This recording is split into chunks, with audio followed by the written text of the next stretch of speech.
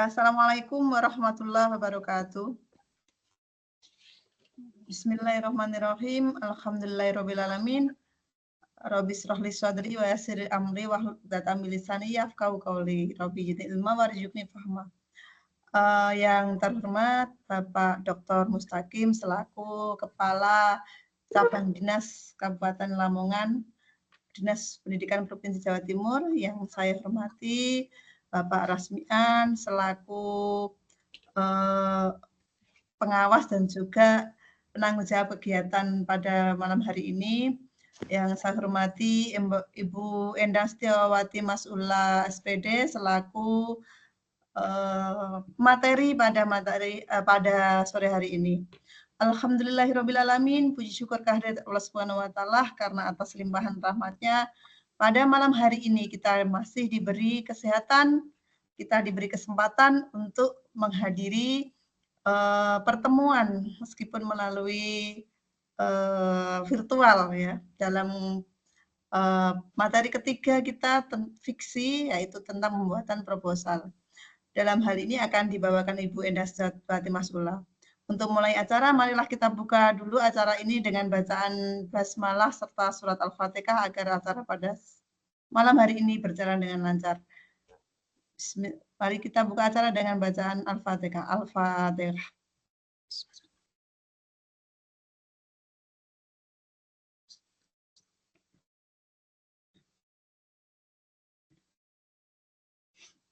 Semoga acara hari ini bermanfaat, membawa berkah, dan berjalan dengan lancar.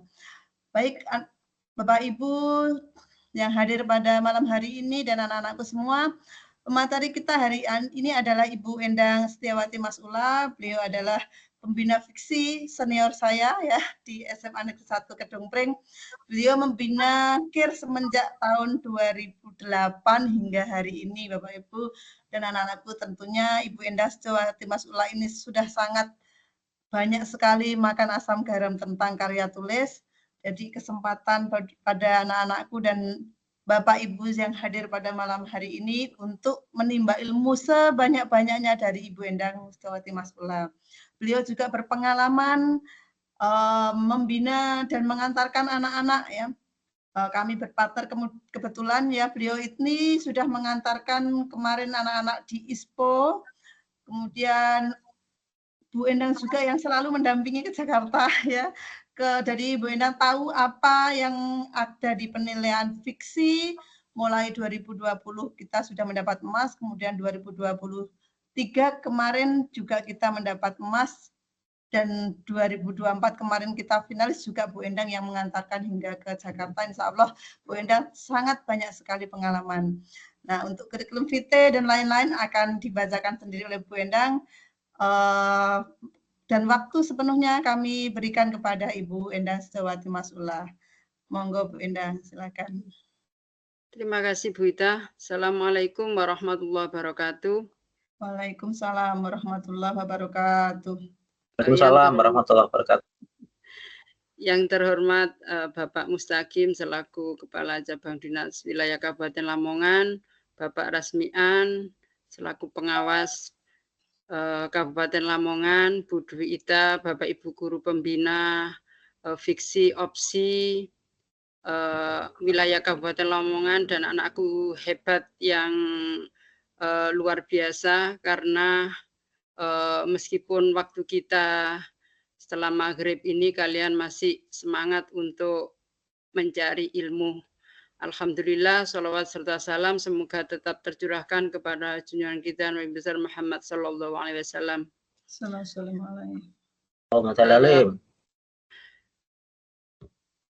Anak-anakku dan Bapak Ibu sekalian, pada malam hari ini saya akan memberi materi pelatihan berkenaan dengan penyusunan proposal bisnis.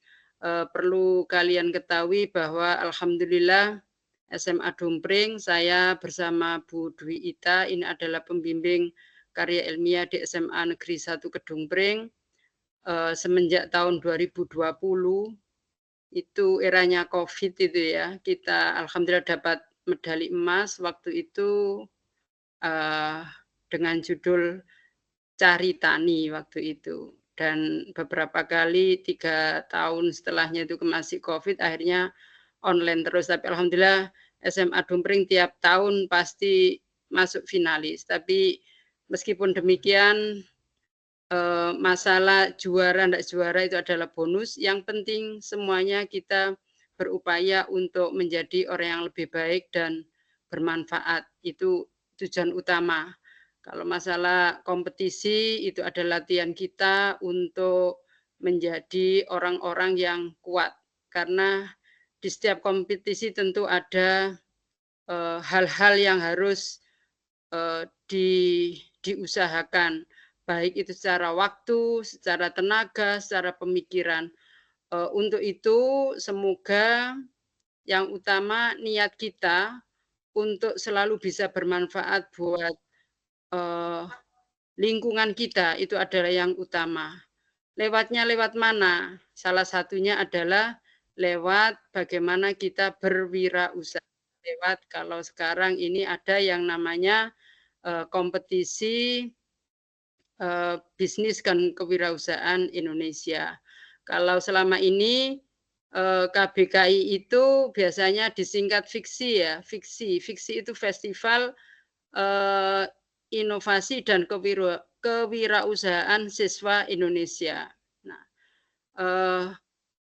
perlu kalian ketahui bahwa kalau kemarin kita memang pembina KIR di SMA Dumpring itu enggak hanya sekedar fiksi tapi juga opsi. Orientasinya 2 itu, kewirausahaan dan penelitian. Kebetulan malam hari ini Ibu akan membimbing kalian semuanya untuk bagaimana menyusun proposal bisnis.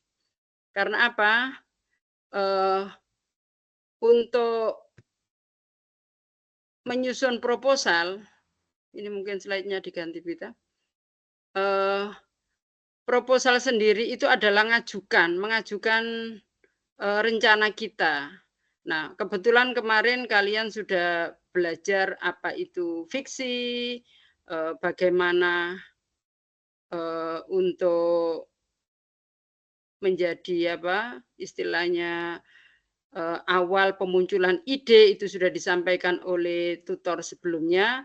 Untuk malam hari ini saya fokus kepada bagaimana kalian nanti bisa menyusun proposal bisnis.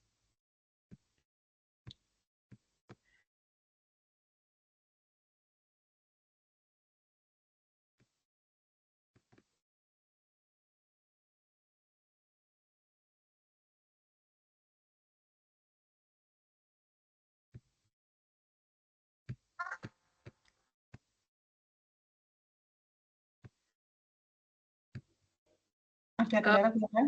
Proposal ini pada dasarnya adalah namanya proposal itu adalah mengajukan dalam arti atau sebuah tawaran resmi tentang ide yang kita punya, tentang rencana yang kita ajukan, tentang gagasan inovatif. Kemarin kalian sudah disampaikan oleh tutor sebelumnya bagaimana kita memunculkan sebuah ide. Tentu pemunculan ide itu pasti ada masalah dan potensi. Itu yang kalian pahami. Jadi bisnis kalau di fiksi itu kan ada 6 kategori. Ada tata boga, kriya, game, bidang yang lain dan fashion. Nah, bagaimana di lingkungan kalian itu kalian masalah apa yang terjadi di lingkungan kalian dan bagaimana kalian bisa memberikan solusi dari masalah yang kalian hadapi. Nah, dari situ dari ide-ide yang sudah kalian punya, tentu kalian punya rencana. Nah, rencana bisnis yang dikembangkan itu bagaimana? Rencana bisnis itu adalah peta atau jalan yang akan membawa Anda menuju keberhasilan usaha. Jadi ibarat seorang navigator yang membutuhkan peta untuk mencapai tujuan. Seorang pengusaha juga membutuhkan rencana bisnis untuk mengarahkan langkah-langkahnya. Penting untuk kalian ketahui ya, perencanaan bisnis ya, kalau kalian sudah punya ide, tentu harus tidak hanya dalam angan-angan saja. Perencanaan bisnis tidak sebuah dokumen formal, tapi juga merupakan peta jalan yang akan memandu Anda menuju kesuksesan. Untuk itu, nanti kalau di fiksi, itu yang dikenal kalau rencana bisnis, itu dikenal sebagai bisnis model Canva. Meskipun nanti ada yang menerangkan bisnis model Canva, nanti garis besarnya akan saya berikan. Jadi anak-anakku, untuk menjadi wirausahawan, kita itu selalu inovatif, selalu menemukan hal-hal yang baru. Ada masalah, bagaimana kita mengetahui potensi yang ada, terus kita kembangkan. Jadi tidak lepas dari berinovasi dan selalu berinovasi. Makanya penting, seorang wisudawan itu enggak ada yang istilahnya bermalas-malasan. Selalu ada pemikiran bagaimana untuk maju. Makanya pentingnya seorang ini orang-orang yang sukses, Bill Gates, terus siapapun yang dunia ini, tentu semuanya itu adalah ada nilai kebermanfaatan dan selalu ada inovasi. Apapun itu, baik itu makanan, baik itu teknologi, baik itu apa saja, selalu ada inovasi. Kalau wirausaha, kalau dulu misalkan telepon itu dulu masih belum bisa video call dan lain sebagainya. Dulu Nokia itu pernah jaya, akhirnya juga sudah tenggelam di masanya. Karena kemungkinan inovasi-inovasi yang dahulu kan kurang sehingga akan ditinggalkan oleh zaman. Makanya penting kalian nanti usaha kalau misalkan mau bisnis makanan. Nah, makanan tentu banyak sekali model makanannya. Lah, bagaimana makanan itu disenangi para customer dan ada nilai tambah, tidak hanya sekedar daya jualnya, tapi juga keberlangsungannya, itu yang penting. Makanya seorang wirausahawan itu adalah pejuang yang tak kenal lelah dalam menciptakan sesuatu yang baru dan bermanfaat bagi orang lain. Nah, ini titik pokoknya adalah bermanfaat bagi orang lain. Nah, proposal wirausaha itu senjata utama sebagai wirausahawan untuk meyakinkan investor dan mitra bisnis. Dan nanti untuk menyusun proposal itu penting bagaimana nanti kalau suatu kompetisi, bagaimana juri itu yakin akan bisnis kalian. Kalau dengan investor, bagaimana investor itu yakin akan produk yang kalian miliki. Ataupun nanti kamu meyakinkan mitra bisnis sehingga produk kalian nanti bisa istilahnya bisa diterima seperti itu. Nah, tujuan untuk membuat proposal bisnis yang pertama yaitu untuk menunjukkan prospek bisnis kita, prospek ke depan seperti apa, langkah-langkahnya bisnis kita seperti apa, itu yang penting.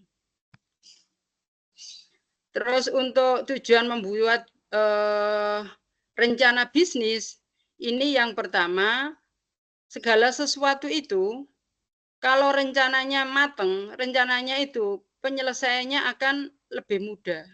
Tapi kalau perencanaannya tidak ada, tentu nanti jalannya nggak terarah, nggak teratur, nggak sistematis. Makanya untuk membuat bisnis plan itu bertujuan untuk membawa rencana bisnis. Tujuan yang pertama yaitu membuat perencanaan bisnis ini lebih matang, memproyeksikan masa depan perusahaan, membantu mendapatkan pendanaan usaha. Jadi karena apa? Orang bisnis itu tujuannya adalah profit oriented. Jadi yang diutamakan keuntungan. keuntungan otomatis kebermanfaatan. Lah, untuk menyusun rencana bisnis atau bisnis plan, yang pertama anak-anakku yang perlu kalian ketahui, ya. Jadi nanti setiap kali ada kompetisi, terutama sekarang saya lihat banyak sekali undangan dari pihak perguruan tinggi, negeri atau swasta. Kemarin seperti di Unisda, Unisla itu kita juga dapat undangan, di UNER, di UNESA kita dapat undangan, banyak sekali perguruan tinggi yang mengundang kita untuk mengikuti lomba bisnis plan. Nah, sebelum kalian mengikuti lomba tersebut, tentu kalian harus paham dulu, ya, termasuk fiksi nanti, ada fiksi 2025. Kalian harus pahami dulu panduan dan administrasi yang disarankan. Jadi setiap kompetisi itu pasti ada panduannya. Pasti ada hal-hal yang disyaratkan. Maka langkah awal kalau kalian mengikuti kompetisi bisnis plan, langkah awal kamu baca panduannya. Syarat-syaratnya apa, temanya apa. Ya. Temanya itu tentu kalian harus disesuaikan. Kalau temanya tentang lingkungan, ya bagaimana membuat produk berkaitan dengan lingkungan. Kalau lombanya tentang bisnis makanan kuliner, ya tentu kalian nanti produknya tentang kuliner. Dan itu kalian wajib membaca dulu panduan yang disampaikan oleh pihak pengundang. Yang kedua, untuk menyusun bisnis plan, itu kalian tunjukkan juga potensi bisnis kalian. Potensi bisnis itu bagaimana? Misalkan kemarin SMA Dumpreng, anak-anak remaja itu kan suka sekarang, era sekarang suka makanan yang pedas gitu ya, kayak seblak, kayak mie, ya. Itu kan kesukaannya remaja. Maka dari pihak pembina SMA Dumpreng kemarin menyarankan, oh ya seblak. Nah, seblak selama ini hanya kerupuk sama ini mungkin kerupuk biasa dari tepung tapioka itu, tapi dari yang lain kita inovasikan, ada dari kelor, ada juga proteinnya dari bandeng dan lain sebagainya. Itu adalah inovasi-inovasi yang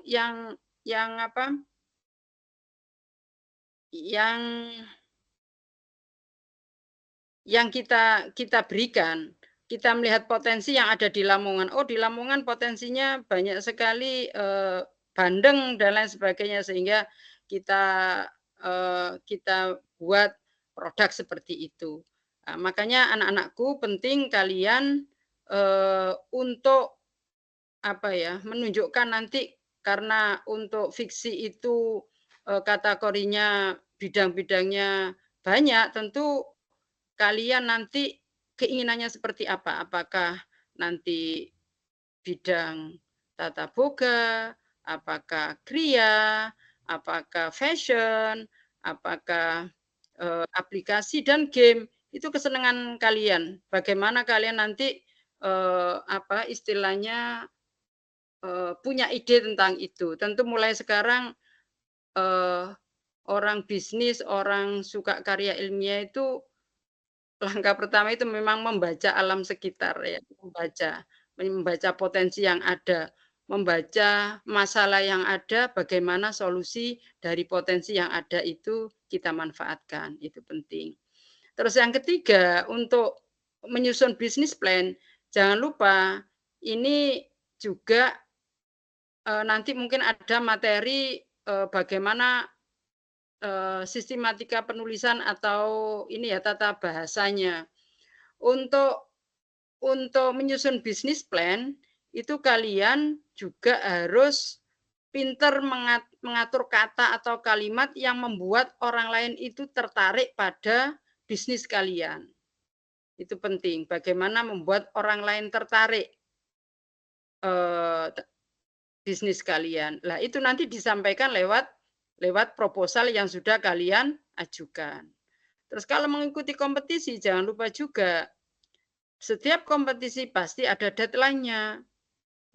Makanya kalau ada deadline jangan seperti opsi fiksi, itu nanti deadline misalkan proposal itu nanti ada administrasinya juga, ada rekom dari sekolah, harus didaftarkan lewat Dapodik ya. Terus kita buat apa itu proposal awal kata-kata belum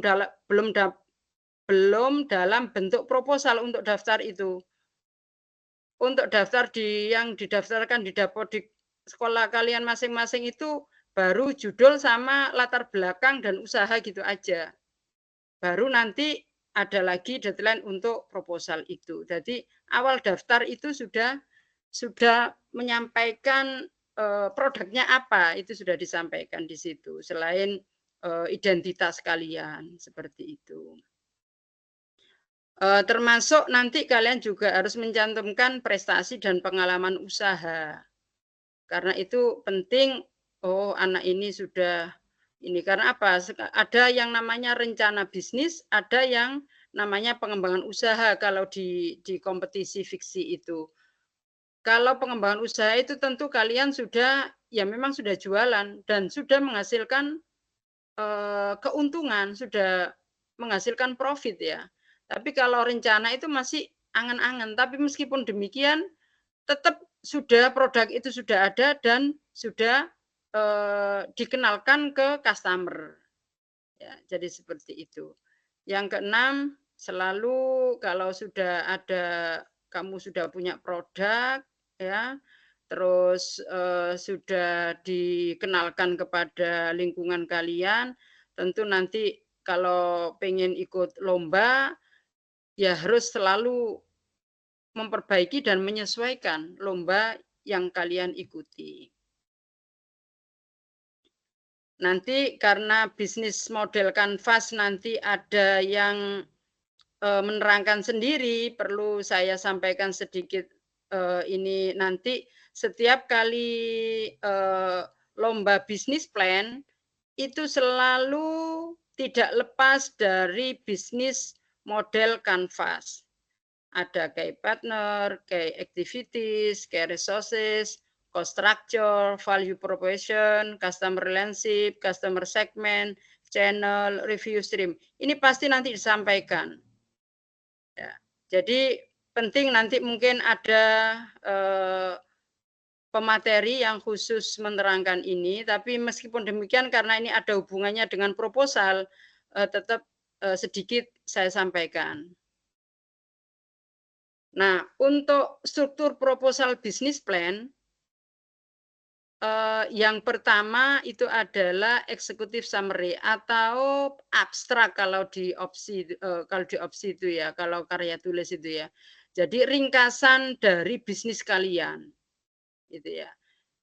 Jadi setiap proposal bisnis plan itu ada 10 hal yang harus kamu disampaikan di proposal itu.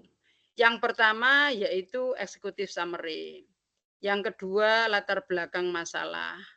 Yang ketiga gambaran umum bisnis usaha. Ya. Yang keempat visi dan misi. Yang kelima ada analis SWOT. Yang keenam struktur perusahaan. Yang ketujuh rencana operasional. 8 strategi pemasaran dan metode promosi.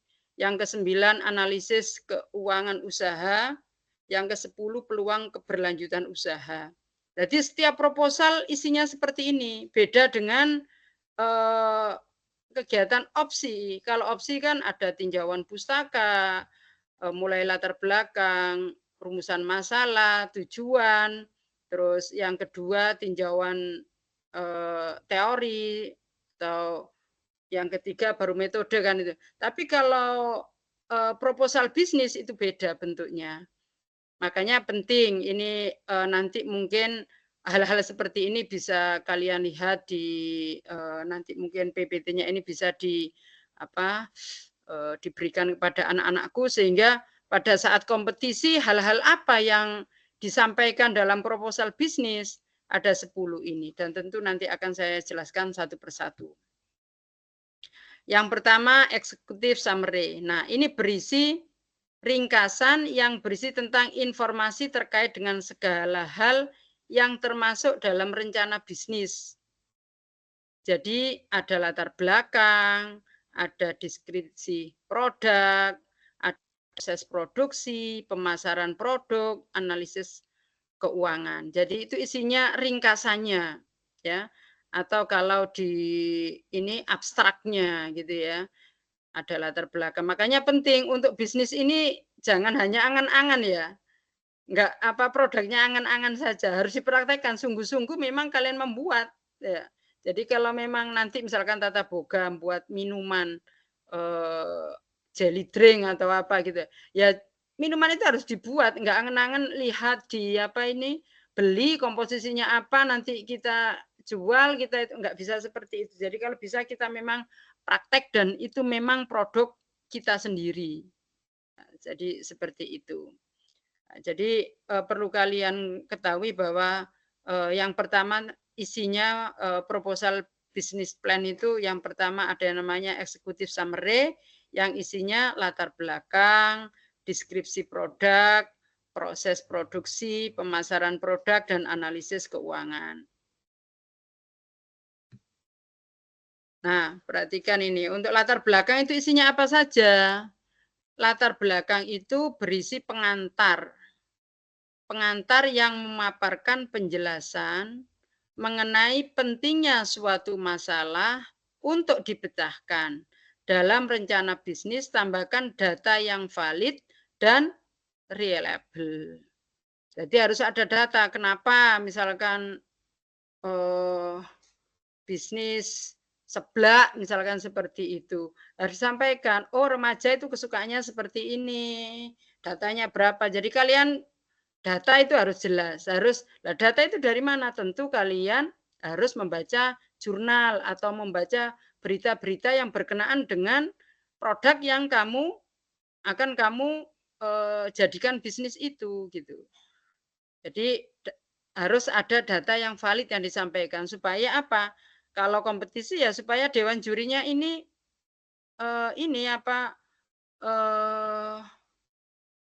istilahnya kamu betul-betul menguasai gitu ya. Jadi ada nilai lebih di situ. Terus yang kedua tadi ada deskripsi produk. Deskripsi produk itu jelaskan produknya apa, keunggulannya apa, bahan bakunya dari apa, cara penggunaannya seperti apa, harganya, tampilkan logo, ada desain produknya. Jadi kalau bisa memang sangat menarik. Kalau kemarin misalkan seblaknya SMA Dompring sampai juara 1, itu selama ini seblak kan enggak ada yang frozen. Nah, kemarin kita membuat frozen sehingga itu seblaknya awet kan gitu ya. Itu kita membuat desain sendiri, kita membuat logo sendiri. Itu adalah brand kita.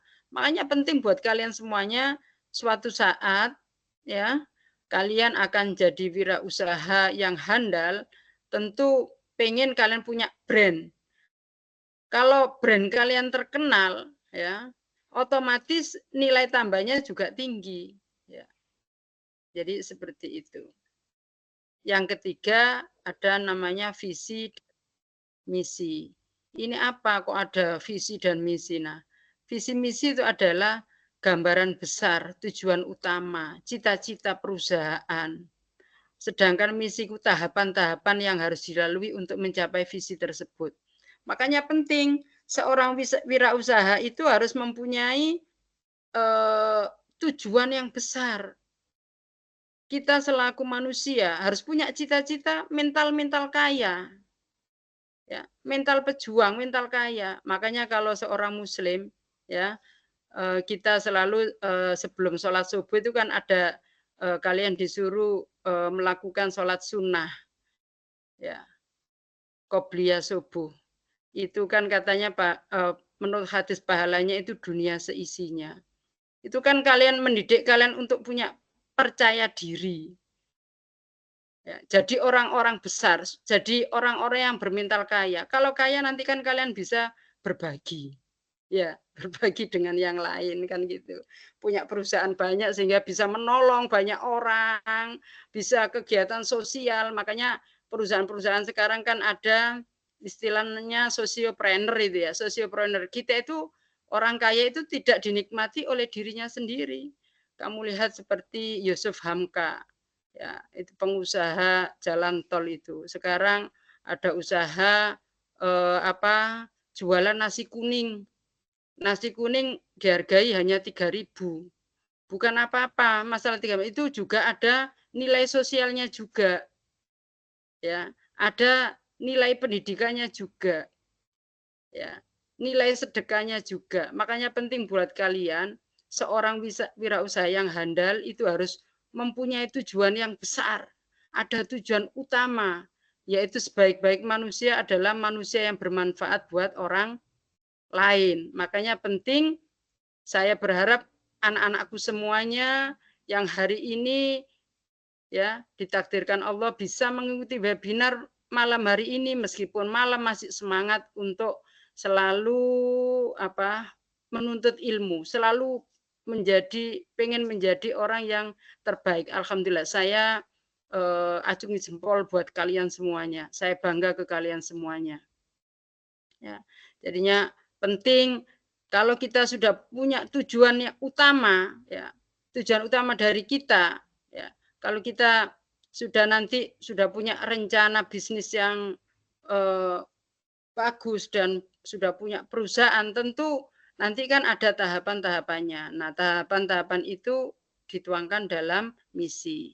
Jadi bedanya kalau proposal opsi dengan fiksi itu ada di sini, ya. Nah, nanti juga disampaikan di situ meskipun nanti kalian belum istilahnya kan hanya rencana, Bu, masa direkturnya siapa, bagian keuangan siapa. Di proposal meskipun demikian angan-angan itu kan bisa nanti jadi kenyataan kalau kita memang mampu memperjuangkan, ya. Jadi di situ ada nanti juga ada tujuan perusahaan juga disampaikan di situ. Ada yang kelima nanti ada analisis SWOT. Analisis itu bagaimana kekuatan produk kita, bagaimana kelemahan produk kita, bagaimana peluangnya, bagaimana ancamannya. Itu kalian juga fahami itu. Nanti disampaikan juga dalam proposal bisnis.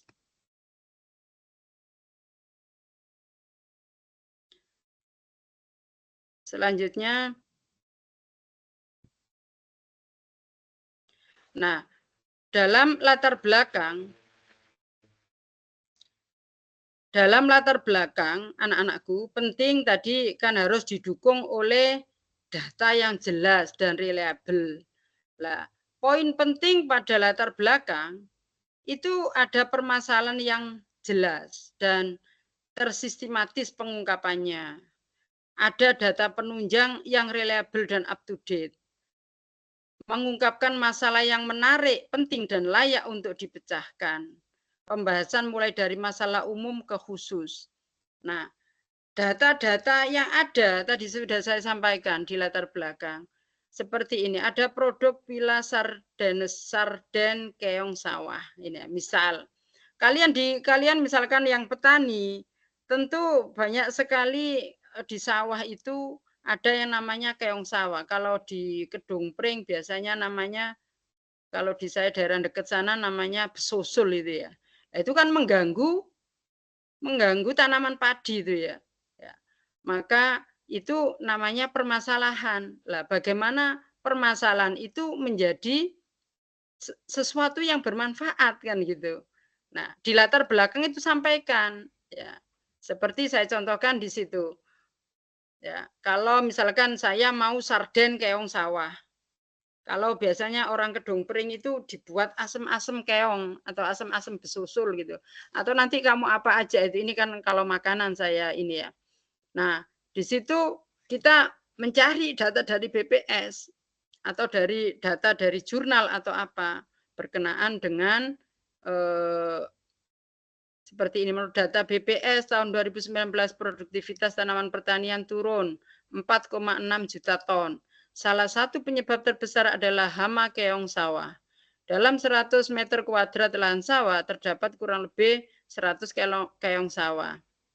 Hama ini menyerang batang bagian bawah padi saat masih berusia 0 sampai 2 bulan.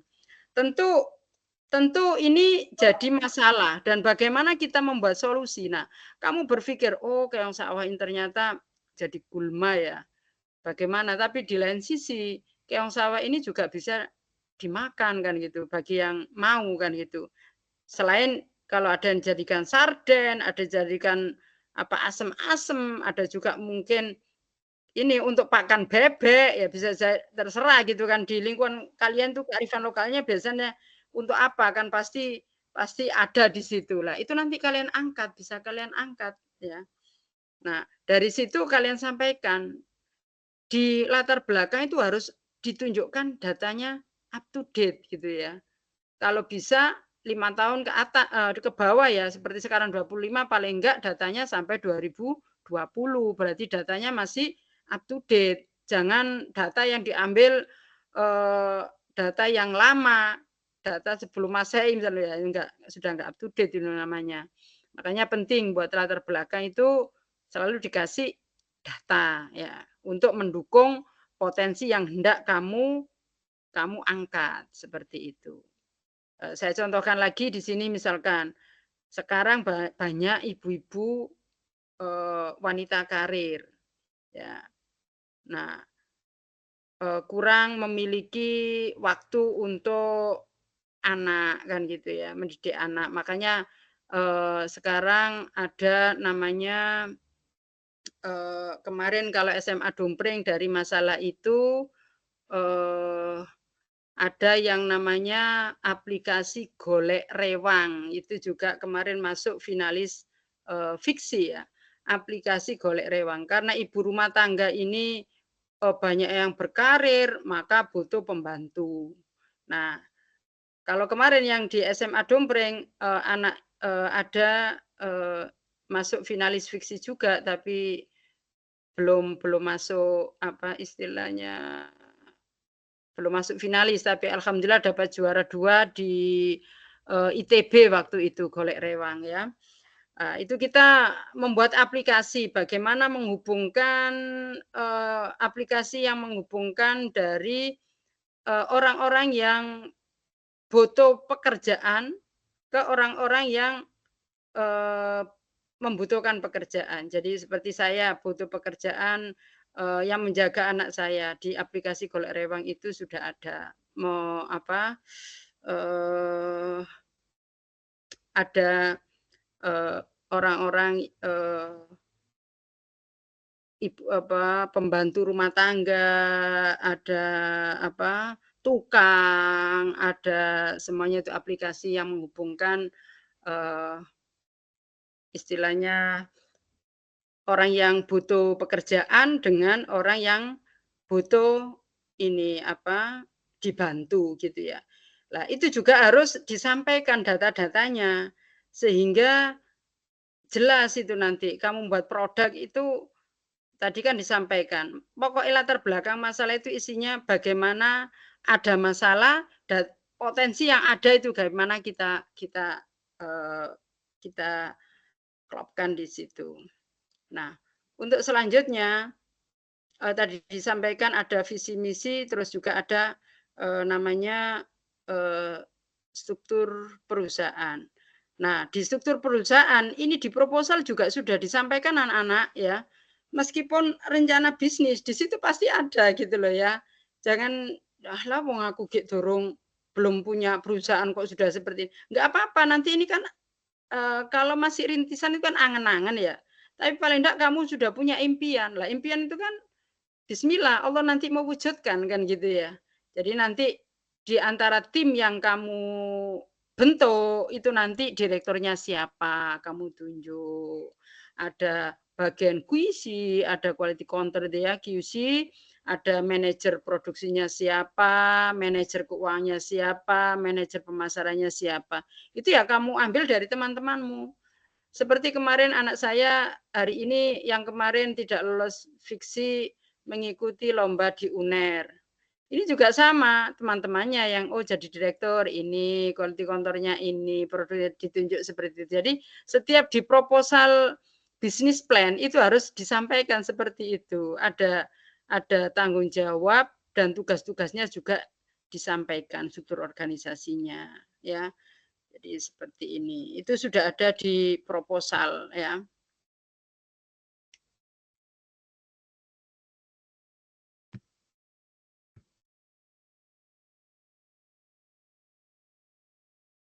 Jadi kalau tadi saya sampaikan, misal contoh saya nyontohkan tadi, ada produk sarden tadi di Keong Sawah, itu tentu langkah awal itu ada rencana, ya. Nah, rencana itu kalian tentu mau apa aja produk, apa aja, tentu kalian harus survei pasar terlebih dahulu, ya. Jadi saya mau produksi ini, gimana ya dipasarin, gimana ya orang lain tertarik enggak ya?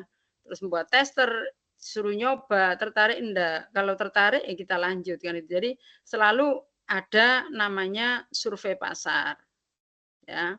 Terus mencari lokasi produksi, mencari tenaga kerja, mencari supplier, bahan baku, mengajukan legalitas usaha. Kalau sudah masuk fiksi itu anak-anak ya, kalau sudah masuk finalis fiksi, kayak SMA Dumpring kemarin, ya sudah cari haki, cari perusahaan seperti itu, mitra kerjasama, seperti Vokafes kemarin yang membantu alat apa ini, jaket yang ditautkan dengan Bluetooth, yang ditautkan dengan aplikasi untuk anak tunarungu, untuk anak tunawicara, itu kemarin juga kita mengajukan legalitas juga. Jadi enggak serta-merta kalau kita sudah kompetisi tingkat nasional, itu data-data pendukungnya itu wajib ada. Jadi tidak hanya apa ya, makanya penting ini kan didik kalian juga untuk gini ya menjadi wirausaha itu ya. Jadi seperti itu, sudah survei pasar, mencari lokasi produksi, tenaga kerjanya seperti apa. Jadi anak fiksi, anak yang ikut kewirausahaan itu luar biasa. Ya, luar biasa karena memang nanti tujuannya menjadi wirausahaan yang handal gitu ya. Jadi enggak hanya sekedar baca terus, tapi ya memang produksi, mencari supplier nanti bahan bakunya kayak apa ya, terus legalitasnya nanti seperti apa, itu harus jelas ya. Nah, untuk tahap pelaksanaan produksi nanti ini juga disampaikan di proposal. Makanya saya sampaikan anak-anak ya.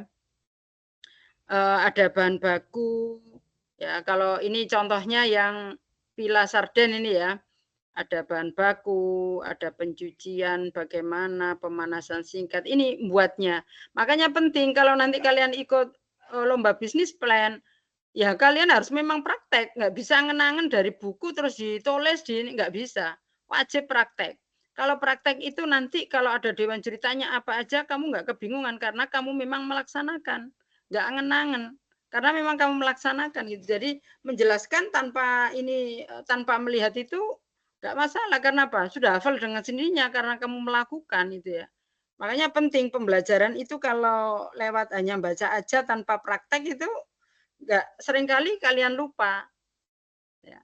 Jadi ini juga disampaikan pelaksanaan produksi kayak kemarin anak-anak SMA juga membuat samanta itu sambal tabur dari bandeng ya, jadi ikan bandeng itu juga masuk finalis fiksi waktu itu, tapi waktu itu online, jadi kita juga kirim produk tapi waktu itu online, jadi ya agak tidak seru ya karena nggak langsung, nggak pakai expo-nya expo virtual waktu itu.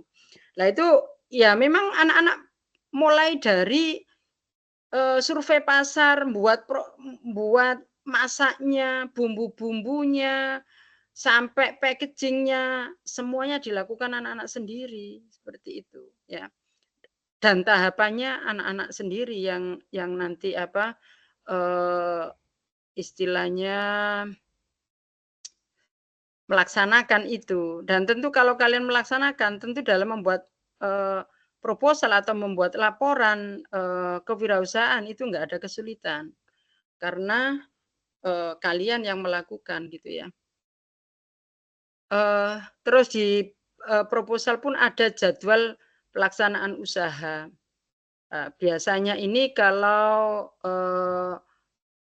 rencana bisnis itu kalau pengembangan juga demikian, harus ada pendapatan selama 4 bulan ya. Pendapatan minimal 4 bulan ya. Jadi sudah bulan pertama berapa itu kalau lomba fiksi ya. Ya. Jadi nanti untuk berkenaan dengan lomba-lomba itu menyesuaikan pedoman yang disampaikan di pihak penyelenggara. Tapi kalau fiksi biasanya juga jadwal pelaksanaan usaha ini juga ada di proposal itu. Termasuk yang pertama di sini ada 4 bulan, di situ mulai melakukan riset pasar, bekerja sama dengan mitra golongan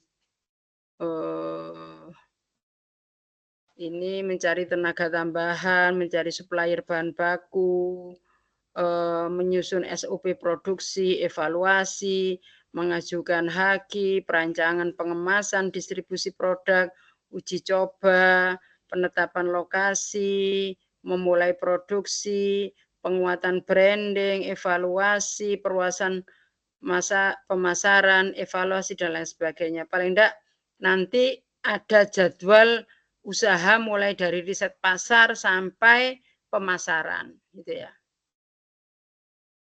Nah, untuk strategi pemasaran ya nanti disampaikan di situ juga. Jadi untuk proposal bisnis ini memang harusnya enggak satu kali pelajaran ya. Panjang harusnya. Apa istilahnya? Kalau kita belajar itu enggak cukup 1 jam ya. Jadi ini tapi ini umumnya, maksudnya saya berikan saya berikan langkah-langkahnya dalam pembuatan aja. Nanti kalau ada pertanyaan atau apa yang berkenaan dengan itu silahkan. Untuk selanjutnya disampaikan di proposal juga ada yang namanya strategi pemasaran. Nah, strategi pasaran itu yang pertama ada namanya analisis STP. Analisis STP itu apa? Segmennya apa, targetnya apa, posisinya kayak apa, itu biasanya ditaruh di dalam diagram lingkaran seperti itu ya. Terus ada marketingnya, pemasarannya itu ada produk, ada harganya berapa, tempatnya di mana, promosinya seperti apa. Terus ada analisis kompetitor. Oh selama ini produk sebelumnya misalkan sebelahnya ini menggunakan ini, kelebihan sebelah saya seperti ini. Selalu dikasih analisis pesaing kalau di apa itu di proposal bisnis plan fiksi itu. Ya. Terus market size-nya itu enggak sama. Ada TAM, SAM, SOM. Itu maksudnya apa? Perhatikan ini. Ya, saya jelaskan satu persatu.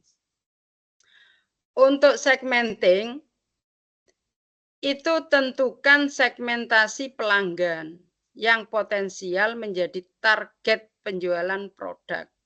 Ini nanti di bisnis model kanvas itu nanti dijelaskan di sini. Segmennya apa? Siapa nanti kelompok siapa yang membutuhkan produk kita? Ya. Itu tentu ada data, ya. Ada data. Misalkan tadi produk sarden tadi ya. Oh, konsumsinya yang banyak itu ibu rumah tangga 50%, mahasiswa 15%, orang luar kota atau wisatawan 35%. Jadi di situ ada berapa yang itu selalu disampaikan seperti itu. Ya, jadi produk kalian ini potensi target penjualannya itu ke siapa saja gitu ya. Jadi kalau kemarin misalkan SMA Domprin juga pernah produk tas Nami. Ya, oh segmennya ini kebanyakan ibu-ibu, berarti bapak kan enggak, oh namanya tas kan gitu. Oh, terus apa biasanya kalau tas yang unik itu kan wisatawan, mahasiswa seperti itu. Nah, itu dibuat prosentase juga ya.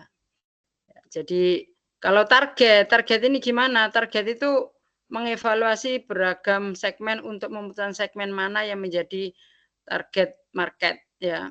Jelaskan secara detail target pasar yang akan dituju, menentukan segmen mana yang akan menjadi target pemasaran. Ya.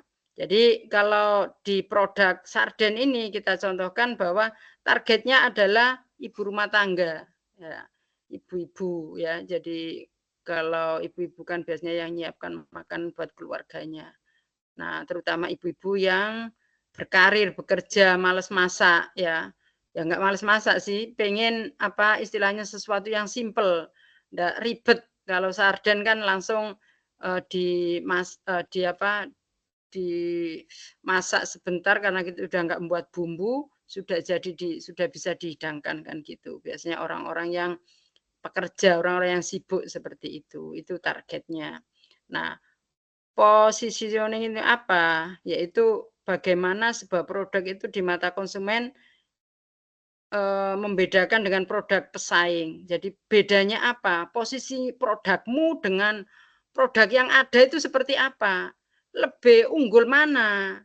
Nah, kalau bisa yang kamu sampaikan, produkmu ini lebih unggul dari produk yang ada gitu. Jadi harus ada kelebihan.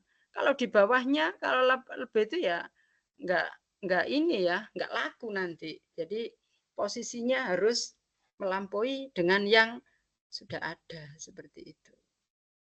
Nah, ini ada marketing mix ya, ada produk, ada price, promotion ya. Jadi ini ada kualitas, keunggulan, ada variasi produknya apa aja, terus harganya seperti apa itu disampaikan. Nah, terus promosi ini penting ya. Promosi ada online, ada offline ya. Ini nanti dijelaskan di bisnis model Canvas. Tapi ini berurutan nanti ya. Nah, seperti ini nanti di proposal fiksi itu selalu ada seperti ini. Jadi produkmu harganya kayak apa, pesaingmu harganya berapa, awetnya seperti apa, produkmu awetnya misalkan 2 minggu, di kompetitor hanya 1 minggu, berarti kan unggul produkmu. Bahan kimiamu nggak ada, alami, kompetitornya banyak penggunaan bahan kimia. Rasanya enak produk kamu daripada pesaingnya. Berarti produk kamu unggul. Jadi harus ada pembanding-pembanding. Kamu nanti harus mencari produk yang setipe dengan punya kamu, dengan dibandingkan dengan produk pesaing seperti itu.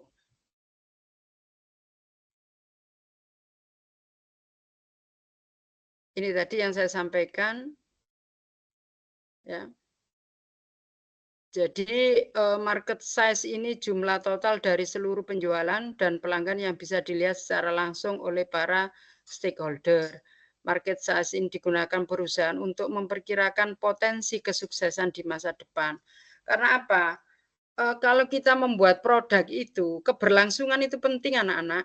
Ya. Jadi tidak hanya sesaat yang kita pikirkan. Ke depan ini seperti apa? Masih berlangsung tidak? Itu penting buat ke depan ya. Jadi kalau membuat rencana bisnis itu jangan sesaat, ke depannya seperti apa. Makanya seorang wirausahawan itu harus selalu berinovasi. Ya, selalu berinovasi. Enggak bisa kalau dulu misalkan ya. Kalau dulu misalkan pulsa, SMS, karena sudah enggak laku. Sekarang apa? Pakai data kan gitu. Nah, usaha kan harus inovasi terus. Gimana ya? Inilah. Keberlangsungan itu penting. Keberlangsungan itu harus dipikirkan mulai awal buat proposal. Karena proposal kan tadi mengajukan bagaimana orang itu tertarik dengan produk kita kan gitu. Keberlangsungannya itu juga harus difikirkan. Terus yang SAM, ini segmen pasar spesifik yang menjadi target produk. Yang SOM itu segmen pasar yang sanggup dilayani perusahaan. Seperti itu. Nah, ini setiap kali rencana bisnis itu harus ada otomatis ada rencana pemasukan, rencana anggaran belanja, rencana kelayakan usaha, analisis kelayakan usaha, proyeksi keuangan ke depan.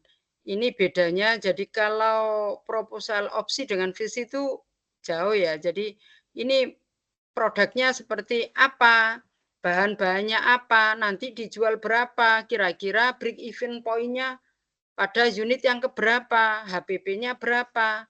Nah, seperti itu nanti juga disampaikan. Nah, jadi jelaskan sumber pendapatan untuk mempertahankan bisnis. Cari tahu mengisi berapa poin di bawah ini. Ada sumber pendapatan, harga dari produk yang ditawarkan, perkiraan jumlah hasil penjualan di setiap sumber pendapatan. Jadi nanti kira-kira produkmu ini laba atau rugi kan gitu. Saat penjualan berapa break even point-nya, pada saat berapa rasionya itu bisa nanti laba. Nah, seperti itu. Jadi nanti ada perhitungannya ya. Nanti perhitungan detailnya mungkin pada saat ada materi tentang bisnis model kanvas itu ya.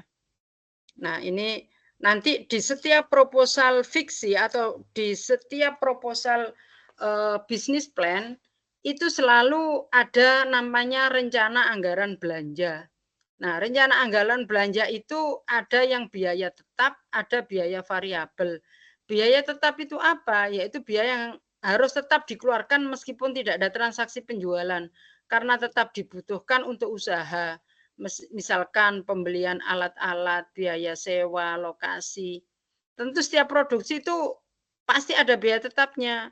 Kan butuh tempat, gitu ya, butuh alat. Nah, alat itu kan tidak selalu beli ya. Jadi misalkan saya buat sarden tadi ya, tentu ada sewa tanah misalkan untuk tempat produksi. Alat-alatnya apa? Misalkan blender, misalkan alat packaging, misalkan seperti itu. Ya, itu sebagai biaya tetap. Kalian harus menganggarkan, oh kira-kira sewa tanah biaya ini berapa ya? Alat-alatnya kalau membuat sarden, oh butuh panci, butuh penggorengan, pisau, kompor, tabung, regulator, blender, timbangan digital, oven, mesin slicer, kulkas, dan seperti itu. Itu biaya tetap. Karena apa? Karena setiap kali produksi tidak harus beli, jadi tetap masih bisa digunakan. Ya, jangka waktunya berapa nanti juga disampaikan. Misalkan 1 tahun sekali atau bagaimana itu nanti disampaikan. Untuk biaya variabel itu biaya yang nilainya berubah-ubah tergantung jumlah produksinya. Yang masuk dalam biaya ini misalkan biaya bahan baku, kemasan dan lain-lain. Misalkan buat sarden tadi, berarti biaya variabelnya itu ya kita beli daging keong, ada cabai, ada bumbu-bumbu, bawang, pre, gula, minyak, goreng, ya stiker, label, gaji pegawai. Karena itu rutin dikeluarkan ya. Itu namanya biaya variabel. Nah, terus selanjutnya di proposal bisnis itu ada namanya analisis kelayakan usaha. Nah, kita nanti menyampaikan ada yang namanya HPP. HPP itu harga pokok penjualan, ya, pengeluaran yang dikeluarkan untuk menghasilkan produk atau jasa. HPP itu rumusnya biaya variabel dibagi dengan kapasitas produksi. Kalau omset itu nilai total dari penjualan atau produk dalam suatu kurun waktu tertentu. Misalkan 1 tahun, 1 bulan, omsetnya berapa itu biasanya per bulan ya. Nah, itu omset itu sama dengan harga jual dikalikan kapasitas produksi. Kalau laba bersih itu keuntungan yang didapat dari jumlah selisih pendapatan dan biaya-biaya. Laba bersih itu omset dikurangi biaya. Nah, ada BEP, break even point, atau titik impas. Titik impas itu titik saat tidak laba, tidak rugi ya. Kalau di bawah ini negatif berarti kita rugi. Kalau di atasnya berarti laba. Nah, untuk mencari break even point itu biaya tetap dibagi dengan harga jual dikurangi HPP. Ya. untuk rasio, jumlah rasio yang dipakai guna melihat keuntungan, layak apa enggak? Kalau nanti hasilnya positif, ya, maka produk itu layak dilanjut gitu ya. Jadi ada perhitungan rasionya. Ya. Terus pada saat berapa bulan kapasitas itu, periode itu investasi yang dikeluarkan itu bisa kembali lagi. Itu namanya payback period. Seperti itu. Nah, ini contoh ya, contoh aja. Ada pertumbuhan peningkatan dari waktu ke waktu. Itu berarti produk kita kan berhasil. Tapi kalau dari waktu ke waktu semakin kecil itu namanya usaha kita apa kurang berhasil gitu ya. Kamu lihat seperti ini. Jadi mulai 2002 sampai 2006 seperti ini. Misalkan ini ya, nanti ini kamu apa istilahnya kapasitas produksinya ini kan meningkat terus. Otomatis kalau kapasitas produksi meningkat, otomatis omsetnya juga naik, labanya juga naik seperti itu. Lagi harus dihitung pertumbuhannya seperti itu. Nah, tadi saya sampaikan di awal, setiap kali berwirausaha itu harus ada keberlanjutan, tidak usaha itu tidak sesaat, ya. Jadi harus ada keberlanjutan. Jadi untuk peluang keberlanjutan ini menjelaskan aspek potensial yang ada dalam bisnis, jelaskan pengembangan usaha beberapa waktu ke depan, apa yang ingin dicapai ke depannya, pastikan tiap waktu ada target pencapaian yang meningkat dan lebih besar. Jelas. Terus yang ketiga, menjelaskan kesimpulan ringkas secara keseluruhan yang menunjukkan bahwa rencana bisnis yang ditawarkan berpotensi untuk dikembangkan. Bisnis adalah gabungan dari perencanaan dan tindakan. Jika gagal untuk merencanakan, maka berencana untuk gagal. Makanya penting langkah-langkahnya harus dikuasai, potensinya juga harus disiapkan di situ untuk menjadi wirausahaan yang handal. Terima kasih. Jangan takut untuk berinovasi dalam berbisnis, karena inovasi adalah kunci untuk terus maju dan berkembang. Demikian dari saya, mungkin ada pertanyaan.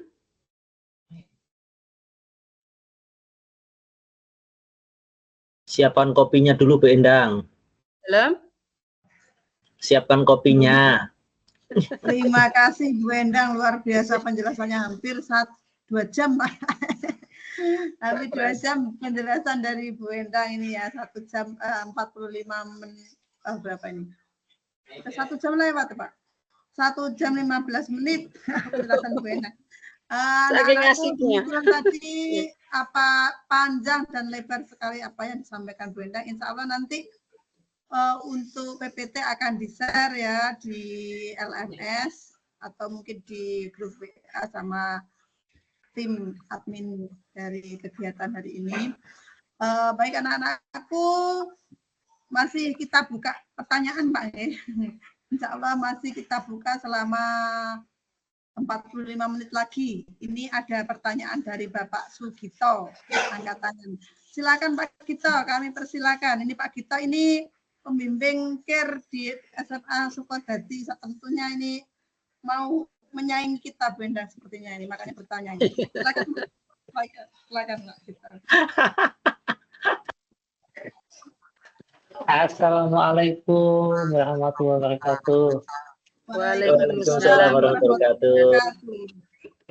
Sebelumnya mohon maaf, saya mau tanya ini sudah luar biasa lagi, banyak ilmu yang saya dapat. Semoga saya bisa meniru SMA kedokteran.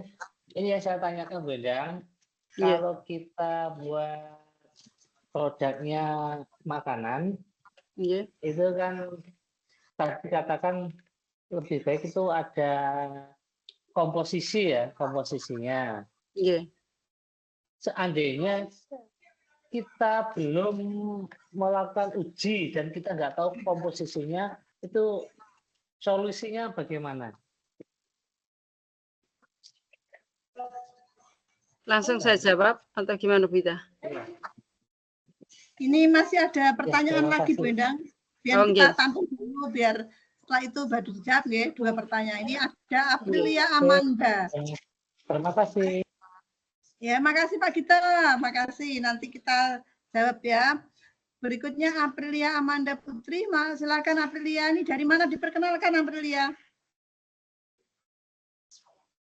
Halo, Assalamualaikum warahmatullahi wabarakatuh. Waalaikumsalam warahmatullahi wabarakatuh. Saya dari SMA Negeri 1 Ngimbang mau bertanya. Ya. Untuk proposal yang kami buat, apakah harus dicantumkan pula biaya sewa tempat, sementara kami hanya berpikir untuk berproduksi di rumah sendiri atau di sekolahan? Ya. Ya. Demikian Terima juga kasih. dengan peralatan produksi, apakah harus dihitung biaya sementara peralatan yang kami gunakan masih skala kecil? Terima kasih, Terima itu kasih. yang mau ditanyakan. Oke, ya, terima kasih Aprilia. Dari Bu Endang, di sini ada 2 pertanyaan. Pertama dari Pak Gito tentang saatnya belum melaksanakan uji dan komposisi, bagaimana solusinya? Terus dan dari April, apakah perlu dicantumkan biaya untuk sewa tempat padahal tidak sewa ya? Nah, mungkin ini bisa dijawab langsung oleh Bu Endang dari Pak Gito dulu. Ya, terima kasih Bu Ita. Saya menjawab dari Pak Sugito. Terima kasih Pak Sugito atas pertanyaannya. Berkaitan dengan makanan, memang makanan ini kan harapannya itu produksi itu kan layak untuk masyarakat dan aman. Apa yang kita jual itu aman untuk semuanya. Untuk produk kemarin, produk anak kita yang makanan yang masuk di finalis fiksi itu semuanya saya ini Pak Gito, saya labkan ke dinas kesehatan ya, ke dinas kesehatan berkaitan dengan layak enggak itu makanan itu. Jadi kita mengirimkan sampel ke dinas kesehatan, ke laboratoriumnya ya. Terus nanti kita dikasih sertifikat seperti itu layak. Terus anak-anak juga dididik bagaimana membuat makanan yang baik. Jadi ada pelatihannya seperti itu. Selanjutnya untuk makanan yang kemarin itu saya juga kerjasama dengan Dinas Koperasi. Dinas Koperasi Kabupaten Lamongan. Alhamdulillah disupport dari Dinas Koperasi seperti itu. Mulai dari izin usaha dan lain sebagainya. Tapi kalau berkaitan dengan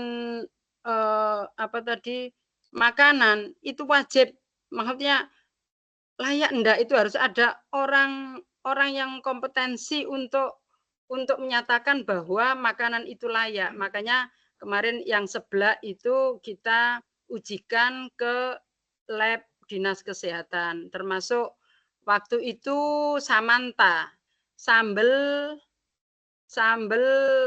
tabur, sambel bandeng tabur. Ya, itu juga kita ujikan ke dinas kesehatan. Kandungan formalinnya ada enggak seperti itu. Uji bakterinya seperti apa, nanti daya tahannya sampai berapa seperti itu. Itu diujikan Pak Gito karena kompetisinya kan kompetisi sudah nasional seperti itu. Kalau berkaitan dengan makanan seperti itu. Terus yang kedua, enggak Pak Gito. Berarti hanya kelayakan ya, bukan kandungan. Berarti kita nanti dalam kemasan itu tidak usah mencantumkan kandungan ya? Ada kandungannya juga, hasil dari dinas kesehatan itu. Proteinnya ya, mungkin seperti ini Bendang. Maksudnya mungkin proteinnya berapa, kalorinya berapa. Tidak sampai seperti itu Pak Gito. Enggak sedetail itu ya. Berarti kita tanpa mencantumkan dalam kemasan nggak apa-apa berarti ya? Tapi komposisinya tetap disampaikan. Misalkan tepung, bandeng itu komposisinya akan disampaikan. Tapi kalau yang uji proteinnya sampai berapa persen, kalorinya berapa persen itu kemarin kayaknya Belum, tidak ada Bu Ita ya? belum. Belum Jadi ada. cukup Tapi komposisi layak saja ini ya? enggak mengandung, Nah, tidak mengandung ada nah, surat dari dinas kesehatan, enggak mengandung borak, tidak mengandung seperti itu, oke. enggak mengandung formalin gitu. Iya Pak Terima Gito. kasih. Nggih. Mungkin Jadi ada nanti tambahan sedikit Pak Bapak Gito untuk ya Pak Gito ini untuk fiksi tidak sedetail itu Pak. Kalau opsi mungkin butuh itu ya, tapi kalau untuk fiksi fokusnya ada di kewirausahaan seperti itu ya Bu Endang ya? Iya, tapi nggih, tapi apa untuk apa itu kelayakan, maksudnya layak konsumsi itu ada yang apa ya? Seperti kita kemarin dari Dinas Kesehatan itu yang menguatkan. Jadi ada surat keterangan dari Dinas Kesehatan Pak Gito. Karena sudah nasional gitu. Nggih. Iya, betul. Terima kasih. Satu lagi agak melenceng ini. Mungkin untuk Pak Rasmian bisa mencoba kerjasama dengan Dinas Kesehatan mungkin nggak Pak ya? Nanti kalau ada anak-anak SMA mau uji di dinas itu jalannya supaya lebih mudah, tidak ribet. Mungkin bisa gitu Pak, cabang dinas. Ya, terima kasih Pak. Pak Rasmian. Masukannya. Saya diskusikan dengan Pak Kasih dan Pak Kacap. Mudah-mudahan usulan Pak Gito direspon. Dan ini proposalnya juga sudah dimasukkan ke Bank Jatim untuk mendapat dukungan kita semuanya. Mudah-mudahan dapat nih dukungan. Alhamdulillah. Angin segar Pak Gito ya.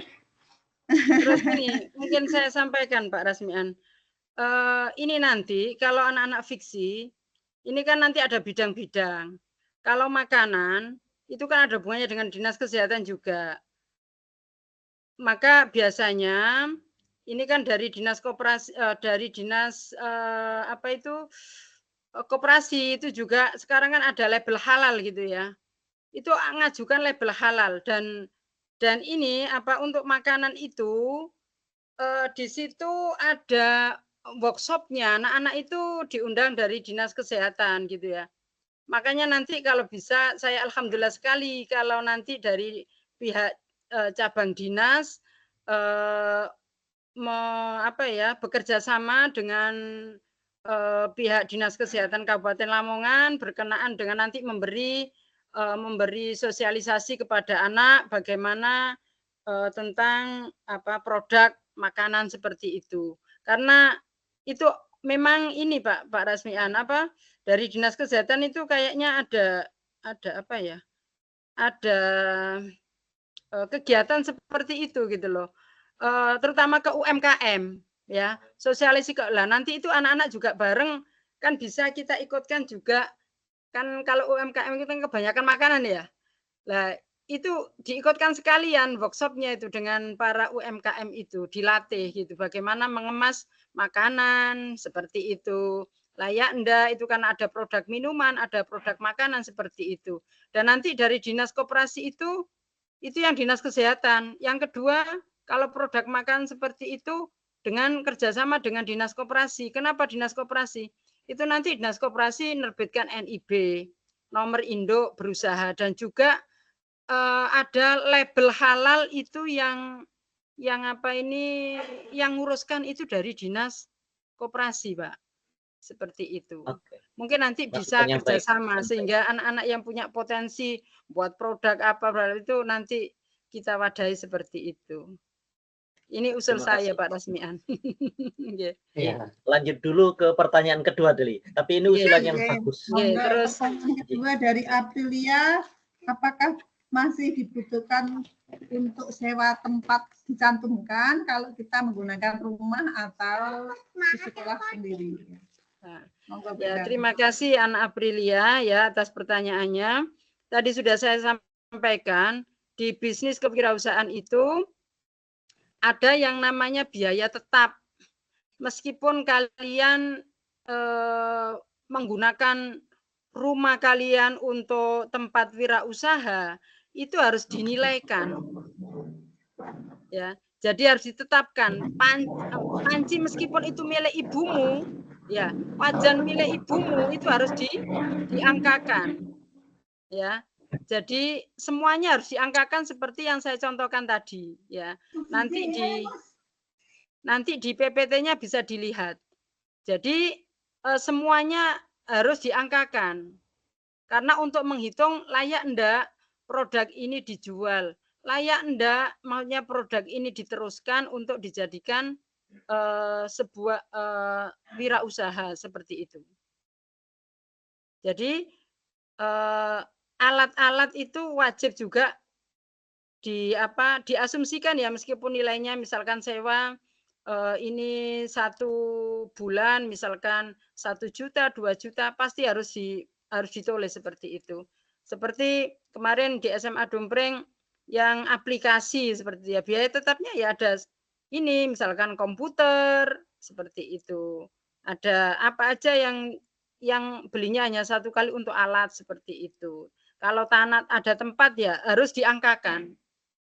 Enggak boleh tidak diangkakan, jadi tetap diangkakan seperti itu. Jadi nanti itu karena jadi perhitungan dalam suatu produksi. Mungkin itu Ananda Aprilia, mungkin ada yang ditanyakan lagi? Silakan. Ya cukup itu aja Bu, terima kasih atas jawabannya. Oke, terima kasih Aprilia yang masih tetap bersemangat ini ya. Baik anak-anakku dan Bapak Ibu yang masih setia di sini, masih ada di ruang virtual kita. Silakan barangkali ada pertanyaan lagi. Ini Bu Endah siap menjawab. Mumpung ada pakarnya anak-anak, silakan ya ditanyakan ya. Nanti biar ketika menyusun proposal sudah tidak ada masalah karena sudah mengetahui panjang lebar dari Bu Endah. Silakan anak-anak. Sepertinya masih belum ada pertanyaan ini. Lanjut yang tadi aja. Monggo. Oh, Pak kita lagi. Gini, ya, ada pengalaman pas final tahun berapa ya dulu fiksi itu anak-anak ditanya seperti itu sama juringnya. Ini kandungannya apa saja? Kebetulan saya kan buat susu kedelai ya. Susu kedelai yang saya match dengan kacang hijau sama jagung manis sama beras merah itu. Ya anak-anak kan belum lab kan, jadi plongo nggak bisa jawab gitu loh. Jadi ya mungkin kita juga tidak ada itu juga sih, nggak ada dari dinas kesehatan itu. Kayaknya ini hal yang menarik, baru tahu saya dikasih tahu Bu Ita ya tahun kemarin, itu pun pas mendekati upload, jadi ya tahun ini ya harus mencoba lagi untuk menjadi partner SMA Dumpreng ya di final, semoga saja.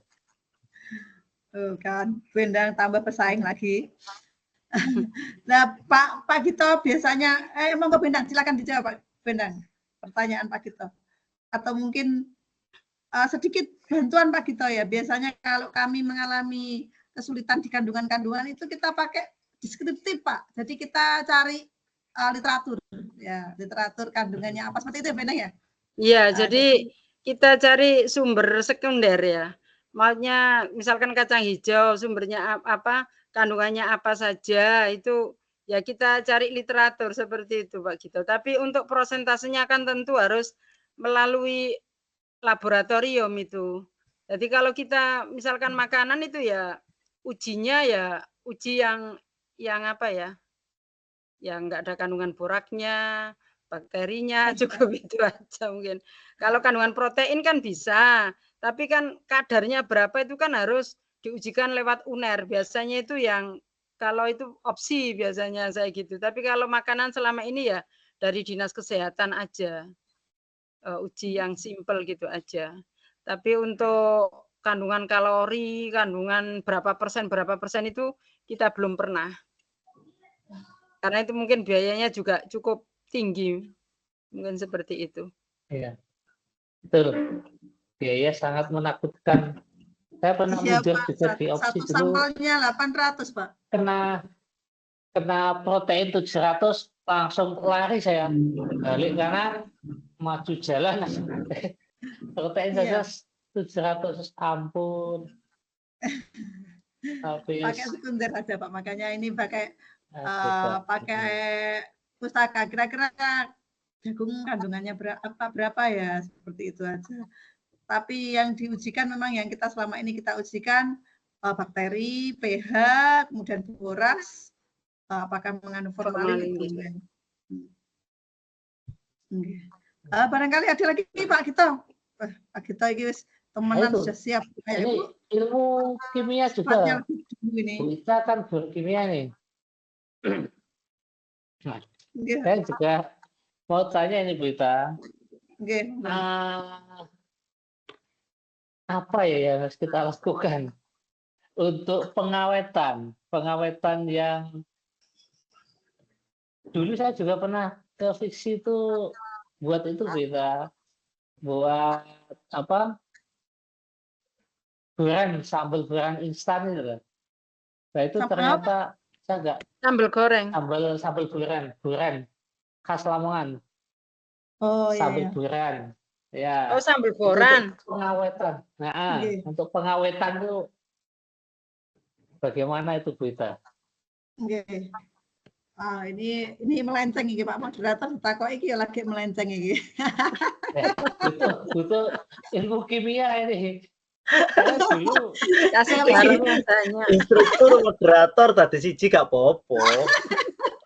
Makanya tadi saya suruh bareng misalnya anak kong kimia. Ya, ini Pak biasanya ingat di itu ya di Jogja itu kan disuruh masak langsung di sana ya. Ingat ya. Jenengan ya jadi di Jogja itu. Nggih. Jadi gini Pak. Terus pengawetannya itu susah ya. Nggih. Untuk finalis fiksi yang boga Pak Gito, kalau selama ini kalau dulu yang Samantha itu kan ini waktu itu kita online masuk finalis tapi online. Tapi kalau yang ini kemarin sebelah itu anak-anak harus masuk di sana masak ya. Jadi saya itu jual sampai 60 porsi sebelah. Habis 2 koper itu habis. Sebelah itu. Anak-anak bagaimana buat kerupuknya itu di sana buat. Bumbunya dirangkai, mulai dari cabenya, bumbu itu ngulek di sana, blender di sana. Diamati semuanya sama dewan juri. Kalau sudah masuk nasional seperti itu. Kalau membuat roti ya rotinya nanti anak-anak praktek di sana, mulai tepungnya, telurnya seperti itu Pak Gito. Iya betul ya. Dulu pengalaman saya itu final di Jogja dulu loh. Jenengan yang dampingi Kedong Pireng ya. Waktu di Jogja final, saya kan lolos di sambal goreng. Anak-anak masak di sana. Terus ini kan saya kemas. Terus besoknya bagaimana? Pasti ini basi katanya jurinya seperti itu. Anak-anak nggak tahu piye caranya. Nggak tahu. Ternyata yang dibeli bukan produknya, yang dibeli wadahnya, gorengnya malah yang dibeli juri dulu. Nah, memang gini Pak, makanya sekarang itu yang dinilai itu banyak yang frozen Pak ya. Tapi sebenarnya pengawet alami seperti kemarin kami yang Samantha ini Pak, Samantha itu sampai berbulan-bulan saya juga kalau saya letakkan di kulkas enggak basi dan juga berbahaya. Itu Pak, setelah dimasak itu jangan dipegangi, langsung dikemas dan kemasannya itu langsung kemasan diberi penutup yang dari silver itu Pak. Nah itu jadi akhirnya aluminium foil. Nah itu lebih awet, akhirnya lebih awet Pak. Terus selama ini sebenarnya kalau makanan itu asalkan tidak lembab dan banyak tidak kena udara itu pasti nggak jamur Pak, yang penyebab basi itu jamur ya. Seperti itu Pak. Terus kemudian kemarin juga yang kita sempat ada makanan itu kalau sebelah itu kering semua Bu ya. Akhirnya kita buat kering semua, jadi enggak dan enggak basi ya, enggak basi. Lebih awet akhirnya. Seperti itu Pak Gito ya. Memang kalau kita membuat basahan ya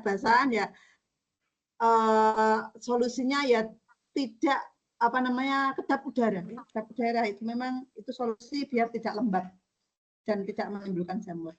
Oke, ini Pak Rasmian mengangkat tangan. Monggo Pak Rasmian, ada Ya, apa ini? terima kasih. Saya ingin mempertegas apa yang disampaikan Bu Endang tentang segmentasi pasar tadi. Nah, mungkin anak-anak masih dan saya juga masih butuh penjelasan bagaimana kita punya produk dan kemudian menentukan ini segmentasinya pasar pemuda, pemudi, atau ini orang tua. Oh, ini untuk kelompok apa? Itu bagaimana Bu Endang cara mudahnya menganalisisnya Bu Endang? Monggo Bu Endang. Cara menganalisis segmen pasar. Terima kasih Pak Rasmian. Menganalisis pasar itu kan kesukaan, makanya ada lewat survei pasar itu ya. Survei pasar. Nah, seperti kemarin sebelah itu kan kesukaannya remaja. Karena apa? Pedes, ini anak-anak juga enggak senang, pokoknya anak di bawah 8 tahun mungkin enggak senang, tapi 8 tahun ke atas senang sampai remaja, orang tua juga enggak seberapa. Itu kan dari segmen pasar. Kita melihat survei pasar seperti itu. Jadi ada perkiraan atau ada asumsi kalau kita itu ya lewat pertanyaan-pertanyaan seperti itu lewat survei gitu Pak Rasmian. Jadi lewat survei. Survei Jadi pasar langsung tergantung ya, produknya. Jadi produknya nanti apa? Misalkan kayak kemarin aplikasi golek rewang. Golek rewang ini sekarang banyak ibu-ibu pekerja yang membutuhkan bantuan tenaga. Maka segmen pasarnya ya ini wanita karir. Wanita karirnya misalkan 60%, lainnya seperti itu. Jadi melihat produknya dan kita ada survei pasar seperti itu Pak Rasmian. Oke, makasih. Ini Bu, saya bacakan dari Q&A Bu. Oke. Ada dari Salma ini. Sebentar Pak, saya belum bertanya. Sama sekali. Oh ya. Bisnis plan dituliskan proyeksi potensi keuntungan atau omset yang akan didapat. Bisnis itu layak atau tidak layak untuk menentukan besaran proyeksi potensi penjualan bagaimana Bu? Oh, hampir sama dengan segmentasi pasar saya. Jadi intinya bagaimana menentukan proyeksi potensi penjualan. Apa perlu data riset? Bagaimana cara melakukan riset pasarnya, Bu? Kelihatannya melanjutkan pertanyaan saya tadi. Ya, terima kasih Anak Salma ya. Tentu ini ya semuanya tidak lepas dari riset pasar kan gitu ya. Data itu kan diperoleh kalau kita memang survei kan gitu ya. Survei entah itu nanti dari data literatur atau data memang data sekunder atau data primer seperti itu. Nah, kalau omset tadi kan omset itu dari pendapatan. Nah, pendapatan kita lewat hitungan ya, itu enggak. Tadi di slide saya berkenaan dengan omset, hitung contohnya tadi sudah ada, mungkin dibukakan Bu Ita, slide yang tampilkan ya Bu Ita. Bisa dibukakan itu di slide perhitungannya ya, ini Bu Ita. Lanang loro wedoke papat. Pokoknya ku akeh kelasku. Salah sing ditawani iku langsung ku wakil kepala sekolah anak kelasku, ngomong kelasku terus aku karo ketua kelasku. Terus maro wedoke Dani, tolong di-mute ya, Nak ya. Nah, oke, makasih. Sudah kelihatan Kak Bu Endang? Iya, agak kecil. Sebentar saya tak buka. Jadi, bedanya opsi dengan bisnis plan itu ada di sini. Ada hitungan-hitungan mulai dari HPP, harga pokok, penjualannya seperti apa. Tentu harga pokok itu kan dari bahan-bahan belanja kita kan gitu. Jadi dari biaya tetap dan biaya variabel, maka nanti kita menentukan harganya berapa, yang kita jual layaknya berapa kan gitu. Jadi itu ada hitungan-hitungannya, dan itu anak Salma bisa melihat rumus-rumusnya di situ. Ya. Di situ sudah ada rumusnya, tadi saya contohkan juga berkenaan dengan menghitung biaya tetap, biaya variabel dulu otomatis ya. Jadi sebelum analisis kelayakan usaha itu ada namanya biaya tetap, sewa tanah, sewa alat, itu semuanya harus dihitung gitu ya. Dikira-kira, diasumsikan di daerah sini itu kalau biaya setahun berapa, jadi ada rencana anggaran belanjanya itu jelas dulu, baru nanti kita menetapkan harga pokok penjualan, omsetnya berapa, barang ini dijual layaknya berapa. Kita juga survei pasar, misalkan kemarin sebelah kita itu dijual 20, oh ternyata ada yang menjual kompetitor kita itu 25, tapi keunggulannya seperti ini, kelemahannya seperti ini, itu lewat survei pasar semuanya. Jadi kita menetapkan harga itu juga lewat perhitungan, ya. Terus juga melihat pesaing kita gitu. Jadi jangan sampai harga yang kita tetapkan nanti terlalu tinggi atau rendah yang menyebabkan istilahnya kita rugi seperti itu. Jadi tentu untuk produk itu layak atau tidak itu dilihat dari R-nya. R-nya nanti kalau melampaui 1 itu berarti layak dilanjutkan. Ya, jadi ada hitungannya. Di sini kan ada rencana anggaran belanja di bawahnya Bu Ita, slide-nya. Di bawahnya Bu Ita. Slide bawahnya Bu Ita. Nah, kalau sudah tadi ada rencana mulai pendapatan di situ ada nanti analisa kelayakan usaha. Nah, ada HPP, harga pokoknya itu. Nanti kalau misalkan produksi 1 kilo itu dapat berapa, terus bahan yang dibutuhkan atau yang ini tadi habis misalkan 10.000, ya bahannya habis 10.000. Nah, terus ini dapatnya hanya misalkan 20 kan gitu, berarti 10 berapa, nanti kita asumsikan laba berapa kan gitu. Jadi di situ sudah ada rumusnya semuanya, Ananda Salma. Jadi ada HPP, ada omset, ada laba bersih, ada BEP-nya.